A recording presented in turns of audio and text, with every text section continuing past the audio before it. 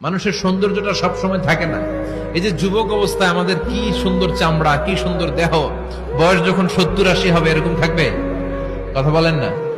এই কালো দাড়িগুলো সাদা হয়ে যাবে, বয়সের ভারে মিজানুর রহমান আজহারি নুজ্জ হয়ে যাবে, লাঠি লাগবে তখন। তখন স্টেজে উঠবে, হায়াতে বাঁচায় থাকলে লাঠি নিয়ে উঠতে হবে। কথা কর।